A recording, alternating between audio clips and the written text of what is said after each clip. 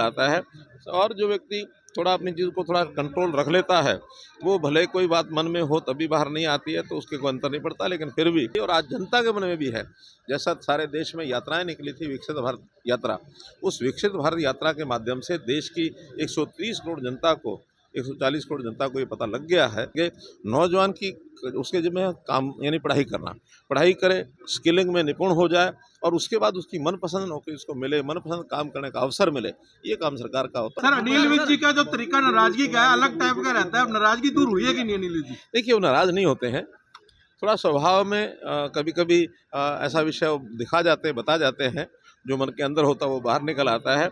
और जो व्यक्ति थोड़ा अपनी चीज़ को थोड़ा कंट्रोल रख लेता है, वो भले कोई बात मन में हो तभी बाहर नहीं आती है, तो उसके कोई अंतर नहीं पड़ता, लेकिन फिर भी वो हमारे ऐसे सज्जन हैं जो बात कह देते हैं, वो कह करके भूल जाते हैं और कोई नाराजगी का विषय कभी होता नहीं है।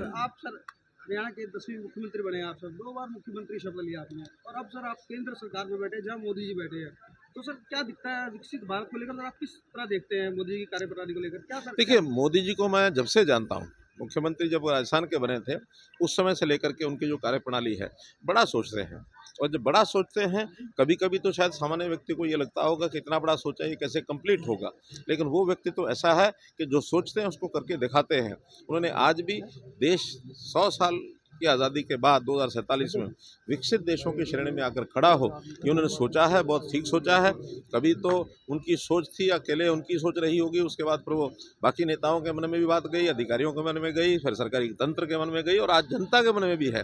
जैसा सारे देश में यात्राएं निकली थी, विकसित भारत यात्रा, उस विकसित भारत यात्रा के माध्यम से देश की 130 करोड़ जनता को 140 करोड़ जनता को ये पता लग गया है कि विकसित भारत क्या है।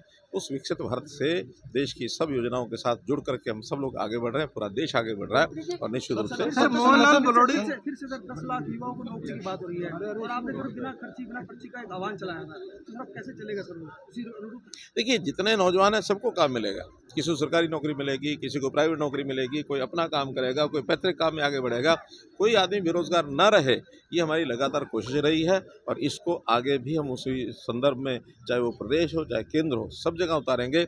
नौजवान की उसके जिम्मे है काम यानी पढ़ाई करना, पढ़ाई करे, स्किलिंग में निपुण हो जाए और उसके बाद उसकी मनपसंद नौकरी उसको मिले, मनपसंद काम करने का अवसर मिले, ये काम सरकार का होता हम कर रहे हैं। सर मोहनलाल बलोड़ी जी की एफआईआर रद्द कराने के लिए पुलिस कोर्ट में गई है। के लिए काम किया था, क्या उन नए चेहरों को भी इस बार निगम चुनाव में कहने का मौका दिया जाएगा?